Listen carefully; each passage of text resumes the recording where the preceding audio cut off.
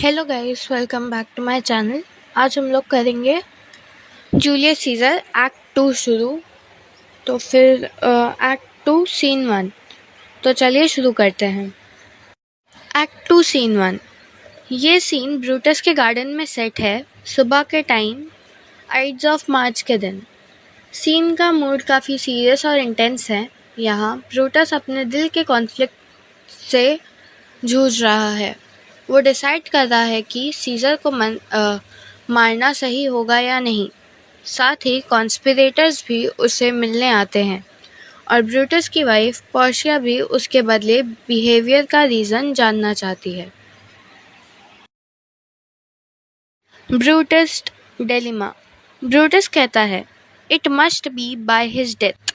इसका मतलब है कि वो सीजर को मारने का डिसीजन ले चुका है, लेकिन उसका रीज़न पर्सनल नहीं है बल्कि पब्लिक गुड के लिए है।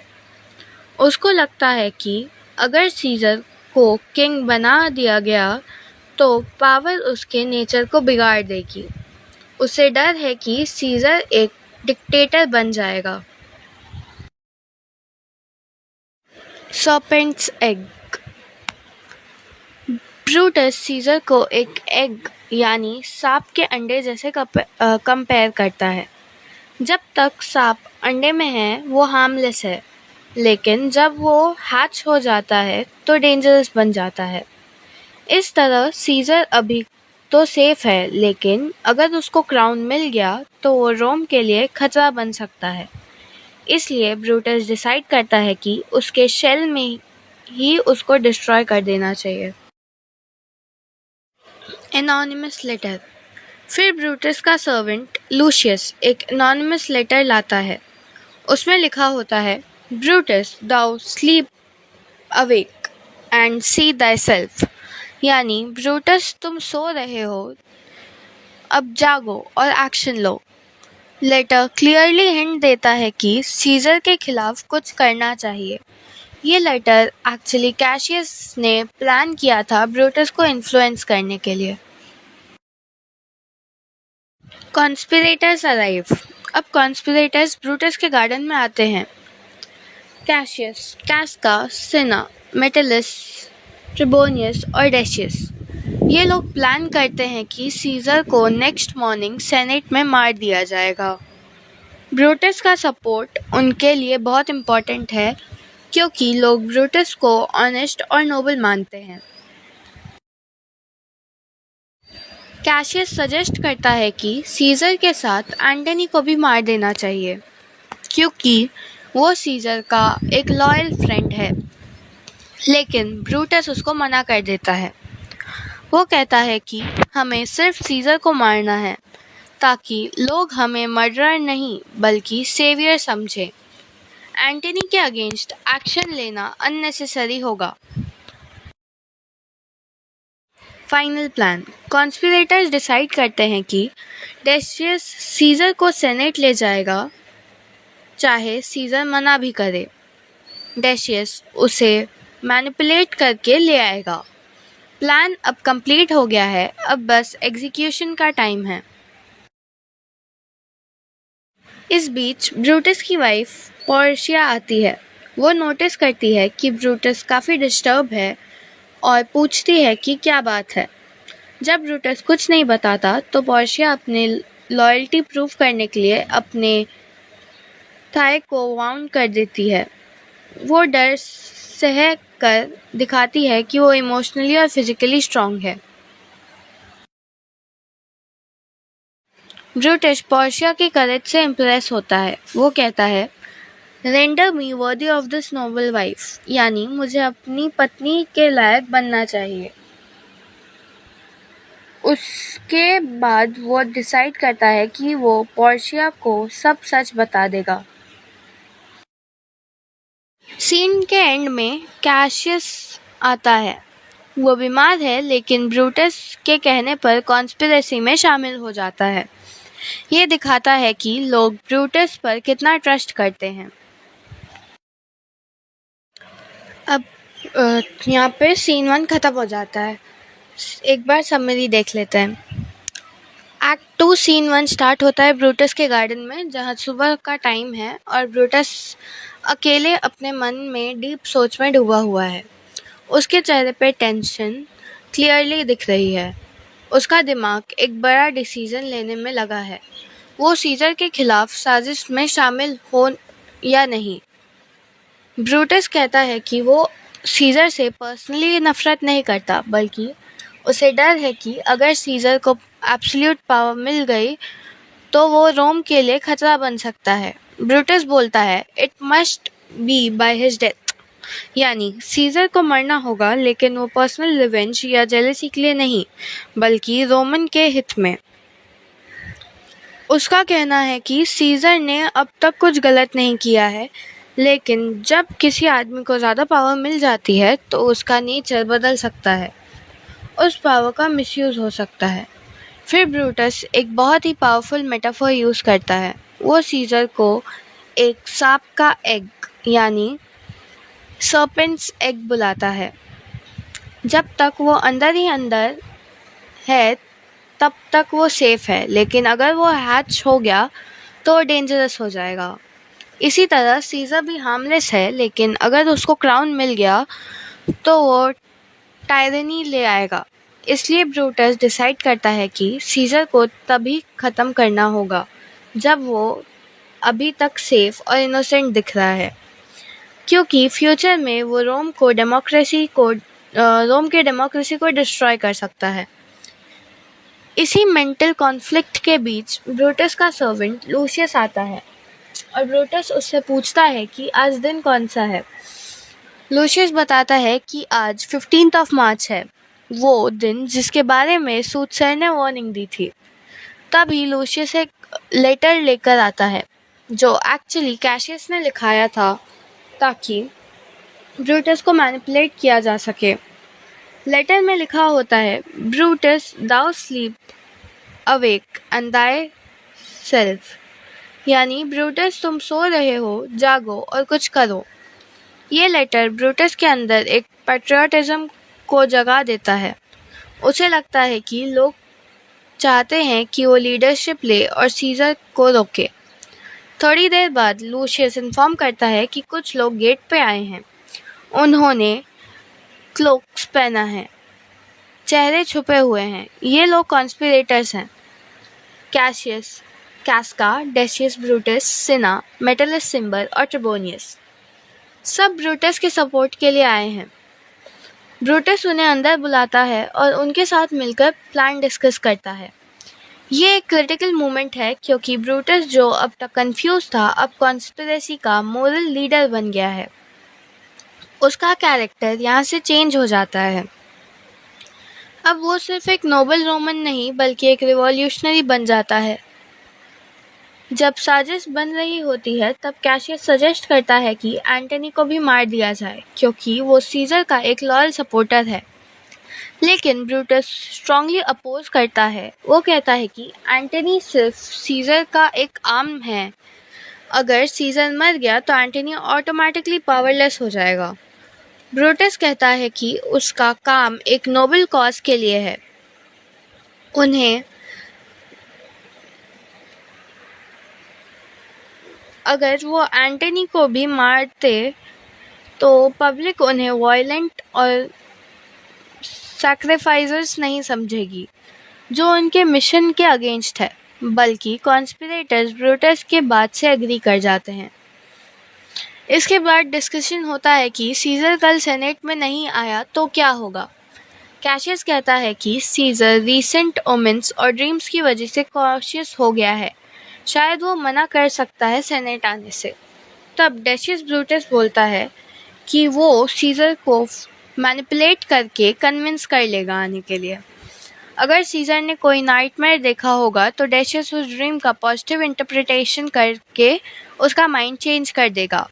इस तरह प्लान फाइनलाइज हो जाता है कि सीजर को सेनेट में बुलाया जाएगा और वहाँ पे उसको मार दिया जाएगा। कॉन्स्पिरेटर्स चले जाते हैं और तब पोर्शिया, ब्रूटस की वाइफ, सीन में आती है। पोर्शिया नोटिस करती है कि ब्रूटस कुछ छुपा रहा है। वो उससे पूछती है कि वो इतना डिस्टर्ब क्यों है। ना ठीक से सोता है ना ढंग से बात करता है। ब्रूटस नहीं बताता कुछ भी, लेकिन पोर्शिया इंसिस्ट करती है। वो कहती है कि मैं तुम्हारी वाइफ हूँ और अगर तुम अपनी लाइफ का हिस्सा नहीं बनाते तो मेरा क्या उससे। अपनी लॉयल्टी दिखाने के लिए पोर्शिया अपने आप को हर्ट करती है। वो दर्द सहकर ब्रूटस को ये दिखाती है कि वो भी मेंटली और फिजिकली स्ट्रांग है और वो डिजर्व करती है कि ब्रूटस उसे सच बताए। ब्रूटस पोर्शिया की ब्रेवरी और से इमोशनल हो जाता है और कहता है कि वो उसे सब कुछ बताएगा। तभी एक और कैरेक्टर सीन में आता है, लिगेरियस। वो बीमार है, लेकिन जैसे ही उसे पता चलता है कि ब्रूटस किसी नोबल काम में इन्वॉल्व है, वो तुरंत रेडी हो जाता है साथ देने के लिए। ये दिखाता है कि लोग ब्रूटस के कैरेक्टर पर कितना भरोसा करते हैं। Even without knowing full truth, लोग उसके साथ खड़े हो जाते हैं। ब्रूटस उसे कॉन्स्पिरेसी में शामिल करता है और सीन एंड हो जाता है जब सब लोग तैयार हो जाते हैं सीजर के खिलाफ एक्शन लेने के लिए। इस सीन में थीम बहुत गहरी है, जिसमें सबसे इम्पोर्टेंट है पावर का misuse, personal morality versus public duty, manipulation, loyalty और ऑनर। ब्रूटस एक ट्रेजिक हीरो की तरह सामने आता है जिसका डिसीजन सही इंटेंशन से होता है, लेकिन कॉन्सिक्वेंसेस क्या होंगे वो फ्यूचर ही बताएगा।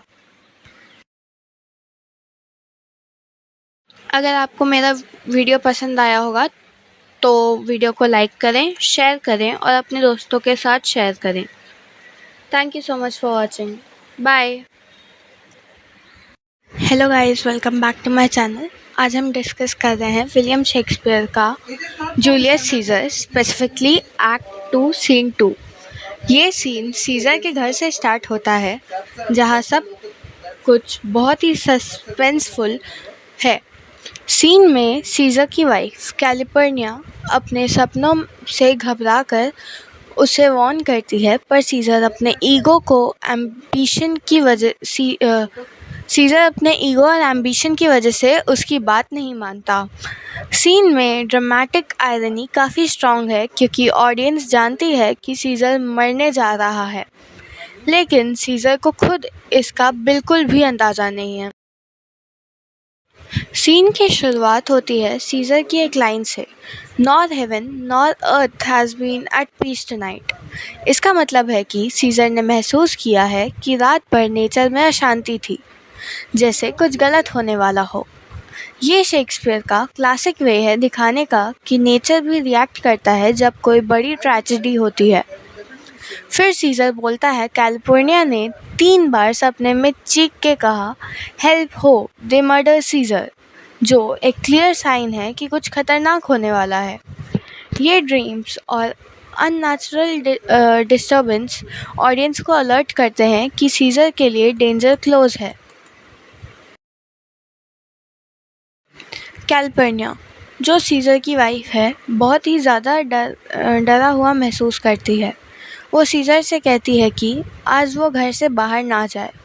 उसका कहना है कि जब किसी ग्रेट पर्सन की डेथ होने वाली होती है, नेचर कुछ साइन देता है। उसने कुछ डिस्टर्बिंग चीज़ें देखी, जैसे एक लायनेस ने रोड पे घूम रहा था, लोगों के ग्रेव्स खुल गए थे और उनकी स्पिरिट चिल्ला रही थी। वॉरियर्स आसमान में लड़ रहे थे जैसे वॉर हो रही हो, और खून की बूंदें बरस रही थी।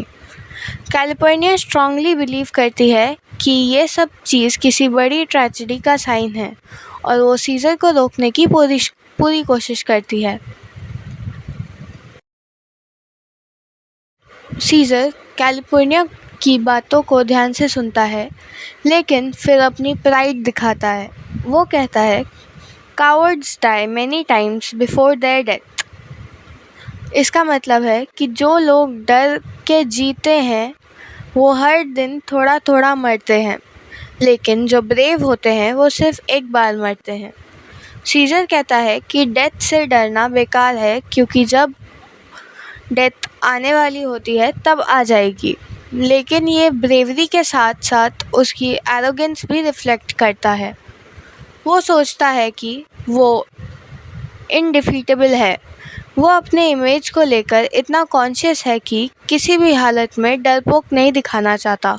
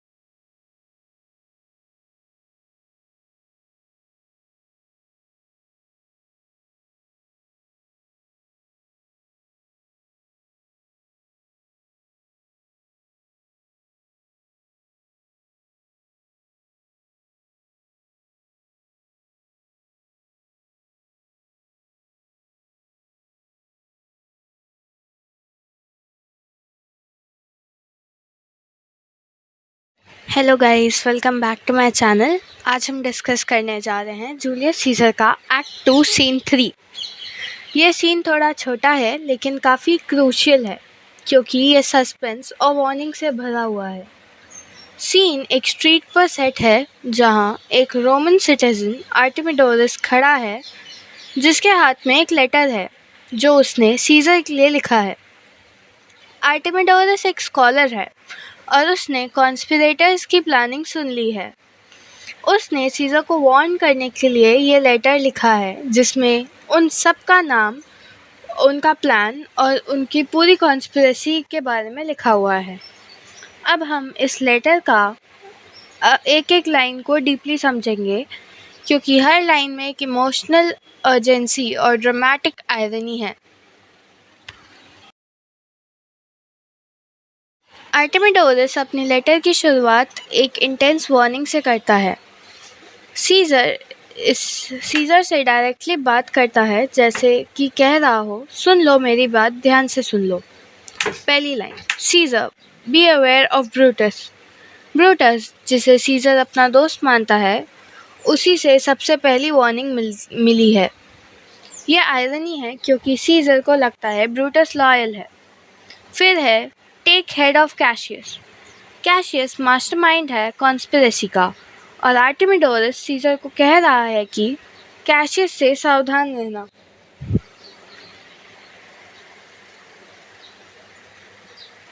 कम नॉट नियर कैस्का। कैस्का भी डेंजरस है, याद है ना, उसी ने पहला बो मारा था सीजर को लेटर में। हैव एन आई टू सिना। इसका मतलब है कि सीजर को सिना पर नज़र भी रखनी चाहिए। Trust not ट्रिबोनियस। ट्रिबोनियस का काम है सीजर को सेनेट से बाहर डिले करवाना ताकि दूसरे लोग अटैक की तैयारी कर सकें। Mark well मेटलिस सिम्बर। मेटलिस को भी इन्वॉल्व है। उसका रोल है किसी एक्सक्यूज से सीजर का अटेंशन डाइवर्ट करना। डेशियस ब्रूटस लव दी नॉट। डेशियस वो ही है जो सीजर को सेनेट ले जाने के लिए फ्लैटर करता है। वो दिखाता है प्यार लेकिन अंदर से झूठा है। एक लाइन में इतने सारे कॉन्स्पिरेटर्स के नाम और उनके खिलाफ वार्निंग। इसका मतलब आर्टेमिडोरस ने सब कुछ क्लियरली जांच लिया है। उसका मकसद सिंपल है, सीजर को इन लोगों से बचाना। यहाँ आर्टेमिडोरस कह रहा है कि सीजर ने एक और पर्सन को, कैशियस लिगेरियस को भी हर्ट किया है। हो सकता है किसी डिसीजन से या पॉलिटिकल मैटर में। वो भी अब सीजर के अगेंस्ट हो गया है। आर्टेमिडोरस फिर लिखता है, there is but one mastermind in all these men. मतलब ये लोग अब अलग अलग नहीं सोच रहे हैं, इनका एक ही कंबाइंड दिमाग है, एक ही टारगेट, सीजर की डेथ। वो कहता है it is bent against Caesar, यानी ये सारी प्लानिंग सारी सीजर के खिलाफ फोकस्ड है। ये लाइन सीन का एक इमोशनल हाई पॉइंट है। एक सच्चा लॉयल सिटीजन देख रहा है कि उसका एम्परर खतरे में है। ये एक बहुत ही पावरफुल फिलॉसफिकल लाइन है। आर्टेमिडोरस कहता है, अगर तुम इमोर्टल नहीं हो सीजर तो संभाल जाओ। यानी अगर तुम एक इंसान हो जिसे चोट लग सकती है, जिसका खून बहता है, जिसे मारा जा सकता है, तो अलर्ट हो जाओ। Security gives way to conspiracy. जब कोई इंसान अपने आप को बहुत सिक्योर महसूस करता है जैसे सीजर करता है, तब वो सबसे ज़्यादा खतरे में होता है। सीजर को लगता है कि उसे कोई कुछ नहीं कर सकता, लेकिन ये ओवर कॉन्फिडेंस ही उसकी सबसे बड़ी वीकनेस है। आर्टेमिडोरस उसे जगाने की कोशिश कर रहा है। लेटर के एंड में आर्टेमिडोरस प्रे करता है, the mighty gods define you. मतलब भगवान तुम्हारी रक्षा करें। सीजर, ये एक जेन्युइन कंसर्न है। फिर वो लिखता है, दाई लवर आर्टेमिडोरस।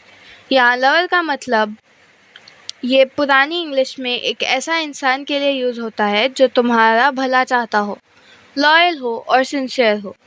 आर्टेमिडोरस कोई पर्सनल बेनिफिट नहीं चाहता, उसका सिर्फ एक मिशन है, सीजर की ज़िंदगी बचाना। लेटर लिखने के बाद आर्टेमिडोरस डिसाइड करता है कि वो स्ट्रीट पे सीज़र का इंतज़ार करेगा। वो कहता है, मैं यहाँ खड़ा रहूँगा जब तक सीज़र यहाँ से ना जाए। उसका प्लान है कि जब सीज़र आए तो वो एक शूटर बन के यानी कॉमन सिटीजन लेटर उसके हाथ में दे देगा। आर्टेमिडोरस चाहता है कि सीज़र सेनेट के अंदर जाने से पहले वार्निंग पढ़ ले। अगर वो लेटर पढ़ लेता है तो हो सकता है सब कुछ बदल जाए। ये लाइन बहुत ही इमोशनल है। आर्टेमिडोरस कहता है, मेरा दिल दुखता है इस बात पर कि वर्च्यू यानी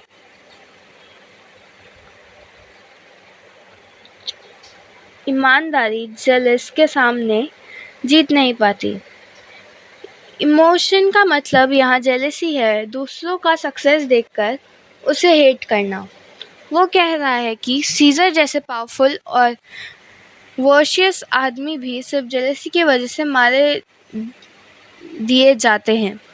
ये एक सोसाइटी का दर्द है जहाँ गुड पीपल सरवाइव नहीं करते। ये लाइन इस सीन की सबसे इम्पॉर्टेंट और हॉन्टिंग लाइन है। आर्टेमिडोरस कहता है, अगर सीज़र तुम ये लेटर पढ़ते हो तो तुम जिंदा रह सकते हो, अगर नहीं पढ़ते तो तुम्हारा फेट तुम्हारे दुश्मनों के साथ मिल गया है। इस लाइन में ड्रामेटिक आइरनी है। हम ऑडियंस जानते हैं कि सीज़र लेटर नहीं पढ़ेगा, इसलिए आर्टेमिडोरस की ये लाइन और भी हार्ट ब्रेकिंग हो जाती है। एक्ट 2 सीन 3 चाहे छोटी हो लेकिन इसका इमोशनल डेप्थ और पॉलिटिकल इम्पोर्टेंस काफ़ी ज़्यादा है। ये सीन हमारे सामने एक ऐसे कैरेक्टर को लाता है जो अब तक प्ले में ज़्यादा प्रोमिनेंट नहीं था, आर्टेमिडोरस। लेकिन सिर्फ एक छोटे से सीन में ही वो ऑडियंस के दिल पर गहरा असर छोड़ता है। इस सीन में आर्टेमिडोरस एक पर्सनल लेटर लिख रहा है सीज़र के लिए, जिसमें वो सीज़र को वार्न कर रहा है कि उसके सबसे करीबी समझने वाले जाने वाले लोग ही उसके सबसे बड़े दुश्मन हैं। ये लेटर किसी गॉसिप या सस्पिशन पर बेस्ड नहीं है। आर्टेमिडोरस को पूरी कॉन्स्पिरेसी का सच पता है, उनके नाम, उनके इरादे और सीज़र को मारने की प्लान भी। उसने ये सब छुप कर सुना होगा या इन्वेस्टिगेट किया होगा, और अब वो अपनी पूरी हिम्मत जोड़कर सीज़र को सच बताने की तैयारी कर रहा है। लेटर की हर एक लाइन सीज़र के आसपास के लोगों को डबल फेस्ड नेचर को एक्सपोज करती है। आर्टेमिडोरस क्लियरली कहता है, ब्रूटस, कैशियस, कैस्का, सिना, ट्रिबोनियस और मेटलिस सिम्बर, डेशियस ब्रूटस, ये सब सीज़र के प्रिटेंड करने वाले फ्रेंड्स हैं, लेकिन अंदर से सबके मन में मर्डर इंटेंट छुपा है। लेटर के माध्यम से एक आम आदमी एक समझ से रह सकता है, अगर तुम इंसान हो तो संभल जाओ, तुम्हारे आसपास सिर्फ झूठी लॉयल्टी है। इस सीन में एक और चीज़ प्रोमिनेंट है, theme versus faith versus free will. Artemidorus कहता है, if thou read this O Caesar, thou may live, if not the fate with traitors. यानी अगर सीज़र अपने डिसीजन ले कर लेटर पढ़ता है तो अपने फेट को बदल सकता है। अगर वो लेटर को इग्नोर करता है, जो आगे जाकर करेगा, तो उसके फेट उसके दुश्मनों के साथ मिला है। ये एक और ट्रेजिक आयरनी है। ऑडियंस को पता है कि आर्टेमिडोरस की कोशिश बेकार जाएगी, लेकिन फिर भी वो हर एक वर्ड में उम्मीद रख रहे हैं। सीन का टोन बहुत अर्जेंट और पैशनेट है। आर्टेमिडोरस की लैंग्वेज फॉर्मल नहीं बल्कि इमोशनल है। उसकी हर एक लाइन में डेस्परेशन दिख रहा है। वो सीज़र का लॉयल सपोर्टर के रूप में लेटर लिखता है और दुआ करता है कि भगवान सीज़र की रक्षा करे। लेकिन हम सबको पता है कि सीज़र की ट्रेजेडी शुरू हो चुकी है और वो इस वार्निंग को या तो इग्नोर करेगा या उस तक पहुंचने ही नहीं देगा।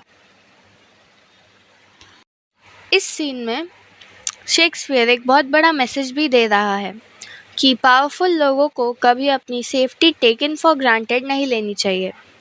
जब तुम्हारा स्टेटस हाई होता है तब जेलेसी, फियर और पॉलिटिक्स तुम्हारे सबसे करीब लोगों को भी दुश्मन बना सकती है।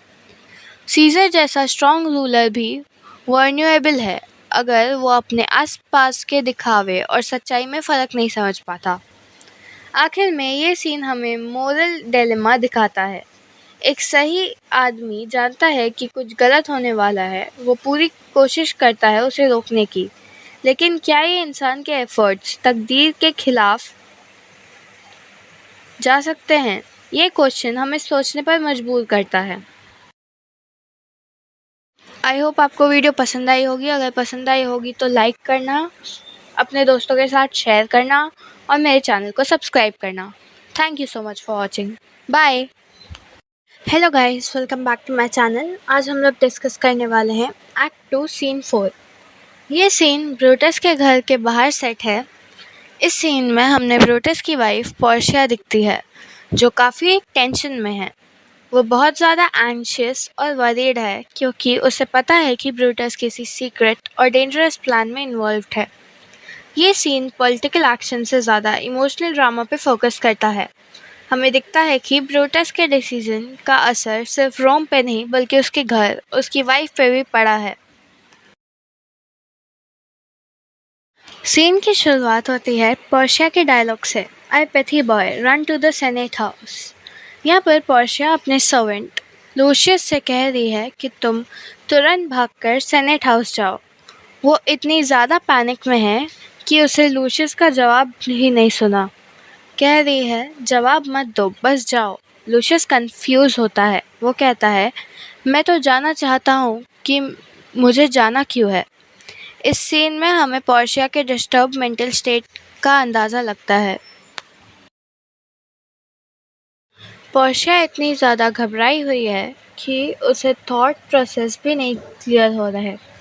वो कहती है I would have thee there and here again, यानी मैं चाहती थी तुम वहाँ जाकर वापस भी आ जाते। तब तक मैं तुम्हें ये सब भी नहीं बता पाई कि तुम्हें वहाँ क्या करना है। फिर वो अपने आप से बात कर रही है, O constant be strong upon my side. ये एक प्रार्थना है। वो चाहती है कि वो अपने इमोशंस को कंट्रोल करके, उसका मन तो डर रहा है पर वो ब्रूटस के सीक्रेट को लीक नहीं करना चाहती। उसके बाद वो कहती है I have a man's mind but a woman's might, यानी उसका दिमाग स्ट्रांग है लेकिन पेशेंट और स्ट्रेंथ कम पड़ रही है। इस लाइन से पोर्शिया का इनर स्ट्रगल क्लियरली दिखाई देता है।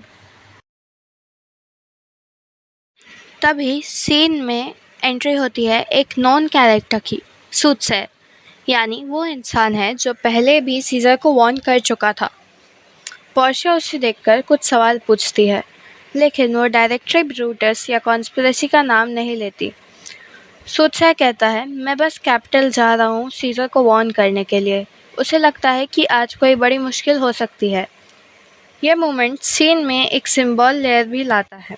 दोनों कैरेक्टर्स को एक ही चीज़ का अंदाज़ा है लेकिन किसी को भी एग्जैक्ट डिटेल्स नहीं पता। जैसे ही सूटसेयर चला जाता है पोर्शिया क्वाइटली एक प्रेयर करती है। वो कहती है O Brutus the heaven speed thee in thine enterprise, यानी भगवान तुम्हारी इस डेंजरस मिशन में मदद करे। ये एक इमोशनल क्लाइमैक्स होता है सीन का। पोर्शिया का दिल डर से भरा है पर वो ब्रूटस का प्लान सपोर्ट भी करती है। सीन के एंड में वो ये भी सोचती है शायद लूशियस ने उसकी दुआ सुन ली हो, इसलिए वो थोड़ा गिल्ट फील करती है। ये दिखाता है कि पोर्शिया कैसे एक इमोशनल और रिस्पॉन्सिबल वाइफ होने का स्ट्रगल कर रही है। Scene setting Brutus home, morning ides of मार्च।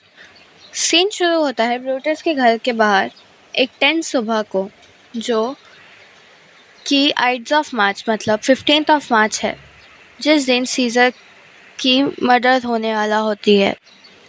पूरे प्ले में एक शॉर्टेस्ट सीन है लेकिन इसका इमोशनल डेप्थ बहुत गहरा है। ये सीन मेनली पोर्शिया के पर्सपेक्टिव को दिखाता है, ब्रूटस की वाइफ जो अब एक मेंटल कॉन्फ्लिक्ट में फंसी है। पोर्शिया, एंजाइटी और इमोशनल ब्रेकडाउन। पोर्शिया की हालत इस सीन में काफ़ी बेचैन और डिस्टर्ब दिख रही है। वो मेंटली डिस्टर्ब्ड है, लेकिन उसके इमोशंस काफ़ी कॉम्प्लेक्स हैं। दिल में दर्द है, दिमाग में शक है और ज़ुबान पे चुप है। उसे कुछ तो पता चल गया है ब्रूटस के प्लान के बारे में, लेकिन डिटेल्स क्लियर नहीं है। उसके वर्ड्स और एक्शंस दिखाते हैं कि वो ब्रूटस के लिए बहुत वरीड है, पर उसकी हेल्प भी नहीं कर सकती है। पोर्शिया एक इंटेलिजेंट और स्ट्रांग वुमन है जो पहले भी ब्रूटस से उसका सीक्रेट जानना चाहती थी, लेकिन इस सीन में उसकी सोच और इमोशनल कंट्रोल दोनों हिल गए। वो कहती है, I have a man's mind but a woman's might. इसका मतलब है कि सोचने की कैपेसिटी उसके अंदर एक मैन जैसी है, लेकिन हिम्मत और साहस उसके अंदर अभी भी एक वुमेन की तरह कमज़ोर है। उस लाइन से उसका इनर कॉन्फ्लिक्ट और वल्नरेबल क्लैरिटी समझ में आती है। पोर्शिया अपने सर्वेंट लूशियस को सेनेट हाउस भेजने को कहती है, लेकिन वो इस कदर पैनिक में है कि उसे ये भी याद नहीं कि उसने किस काम के लिए भेजना था। जब लूशियस पूछता है, वो madam what shall I do, Portia confuse हो जाती है और कहती है, I would have died thee here there again. I can tell thee what thou shouldn't do there. यानी वो चाहती है कि लूशियस सेनेट जाए और तुरंत लौट भी आए, पर उससे ये तक समझ नहीं आ रहा है कि क्या करना है। पोर्शिया अंदर ही अंदर भगवान से प्रार्थना करती है। वो कहती है, O constant be strong upon my side, यानी हे भगवान मेरे साथ रहना, मुझे संभालना। ये लाइन दिखाता है कि वो इमोशनली ब्रेकडाउन के एज पर है, पर स्टिल अपने आप को कंट्रोल करने पर कोशिश कर रही है। इस मोमेंट में वो वर्चुअस जैसे लॉयल, कंट्रोल और स्ट्रेंथ दिखाना चाहती है, पर वो एक इंसान भी है और उसका दर्द बराबर दिख रहा है। तभी एंट्री होती है सूटसेयर की, वही इंसान जिसने सीज़र को वार्न किया था। सूटसेयर का आना भी डेस्टिनी और फेथ का साइन है। पोर्शिया उसे देखती है और बातें करती है, लेकिन वो अपने एक्चुअल कंसर्न छुपा के रखती है। सूटसेयर कहता है कि कुछ डेंजरस साइंस दिख रहे हैं। उसके मन कह रहा है कि सीज़र को कुछ बुरा होने वाला है। वो कैपिटल जा रहा है सीज़र से मिलने, और ये भी एक वार्निंग साइन बन जाता है। सीन में ड्रामेटिक आयरनी काफ़ी स्ट्रॉन्ग है। ऑडियंस को पता है कि क्या होने वाला है। सूटसेयर को डेंजर का फील है, पोर्शिया को डाउट है, पर लूशियस और सीज़र जैसे कैरेक्टर्स को कुछ नहीं पता। ये आयरनी और टेंशन सीन का मूड और ज़्यादा ड्रामेटिक और सस्पेंसफुल बना देते हैं। जब सूटसेयर चला जाता है, पोर्शिया सॉफ्टली कहती है, O Brutus, the heaven speed thy in the enterprise. इसका मतलब है, हे भगवान, ब्रूटस इस रिस्की मिशन में मदद करना। ये इमोशनल, लविंग और हेल्पलेस प्रार्थना है जो उसकी वाइफ होने के कारण पोर्शिया ने की है। वो ब्रूटस के लिए प्राउड भी है, लेकिन उसकी सेफ्टी के लिए डरी हुई भी है। Themes reflected in the scene, loyalty versus fear. Portia loyal है, लेकिन उसका फियर भी जेन्युइन है। Public versus private conflict, conspiracy का असर सिर्फ रोम पे नहीं, घर के रिश्ते पर भी हो रहा है। फेथ और ओमेंस, सूटसेयर का एंट्री और पोर्शिया के इंटेंट दोनों हिंट देते हैं कि कुछ बुरा होने वाला है। जेंडर एक्सपेक्टेशंस, पोर्शिया जैसे फीमेल कैरेक्टर भी पॉलिटिकली अवेयर हैं, पर उनके इमोशंस उन्हें वीक बना देते हैं। ये कम से कम ऐसा दिखाया जाता है। Overall importance of the scene छोटा होने के बावजूद बहुत डीप है। ये दिखाता है कि सीज़र के मर्डर की प्लानिंग एक इमोशनल ट्रोल भी ले रही है, स्पेशली उन लोग पर जो डायरेक्टली इन्वॉल्व नहीं हैं। पोर्शिया का ब्रेकडाउन हमें एक रिमाइंडर देता है कि पॉलिटिकल वायलेंस का पर्सनल कॉन्सिक्वेंसेस भी होते हैं। इस सीन के थ्रू शेक्सपियर हमें ट्रेजेडी के डीप ह्यूमन इमोशंस दिखाते हैं, जो कि बल्कि सीन से अलग टोन क्रिएट करता है। अगर आपको मेरा वीडियो पसंद आया होगा तो प्लीज़ लाइक करें, ये वीडियो को अपने दोस्तों के साथ शेयर करें और मेरे चैनल को सब्सक्राइब करें। Thank you so much for watching. Bye.